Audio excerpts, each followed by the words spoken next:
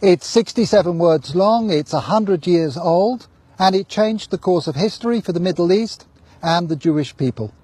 The Balfour Declaration, the expression of the British government's support for a Jewish home in Palestine, was sent by British Foreign Secretary Arthur Balfour to the second Lord Rothschild.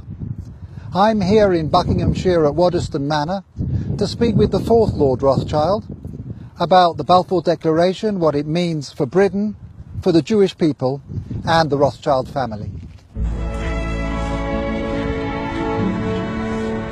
The Foreign Office, November the 2nd, 1917.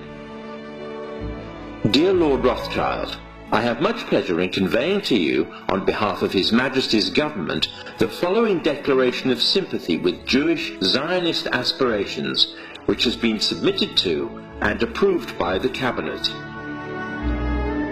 So it's possibly the most famous letter in modern Jewish history, and it begins with 3 words. Dear Lord Rothschild. Why was it that this letter was sent by the Foreign Secretary to your great-uncle Walter? It's an interesting question because he was really interested in ornithology, although he became interested in Zionism. I think the reason was this, that it was primarily a movement from Eastern Europe, but they didn't clarify who was in charge of that movement. And in addition, it was, after all, in Great Britain. So they felt that the Rothschild family should be the one to whom it was addressed. And Walter was Lord Rothschild, and he was a Zionist. And those really are the background reasons. So Walter received the Balfour Declaration, and I have a copy here. And I wonder if I could possibly ask you to read it for us. Yes, indeed. Yeah. I'm going to put on my spectacles to make sure I read it accurately. His Majesty's Government view with favour the establishment of Palestine as a national home for the Jewish people, and will use their best endeavours to facilitate the achievement of this object, it being clearly understood that nothing shall be done which may prejudice the civil and religious rights of existing non-Jewish communities in Palestine, or the rights and political status enjoyed by Jews in any other country. I should be grateful if you would bring this declaration to the knowledge of the Zionist Federation.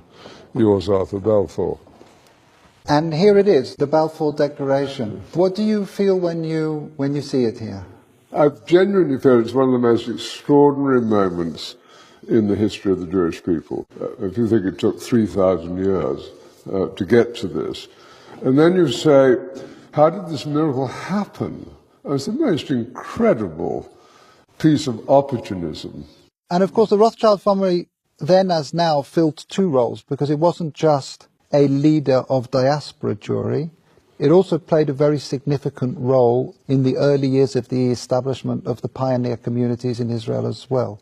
I just want to revisit for a moment your cousin Dorothy, who you mentioned, who at an extraordinarily young age, still in her teens, played such a critical role as a go-between and a facilitator for Chaim Weizmann. Can you say a little bit about her? Well, she married my cousin Jimmy when she was 17. So this is your cousin Dorothy, Dolly. Yep, Mrs. James de Rothschild. And from her teenage years onwards, she was a major supporter of Israel, wasn't she? Major supporter. I mean, she worshipped her husband, who'd been deeply committed, son of Baron Edmore.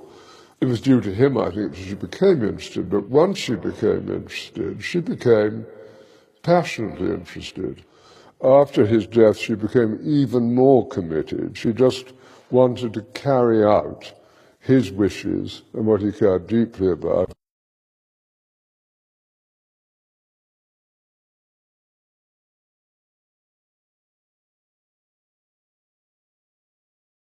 And you can read letters from her to Weizmann and from Weizmann to her when she was only 17. And what she did which was crucially important, was to connect up Weizmann with the British establishment. I think she also trained him in how to deal. She helped educate how to and it's conduct himself. at that age, but she did sort of tell Weizmann, how to kind of integrate, how to insert himself into British establishment life, which he learned very quickly.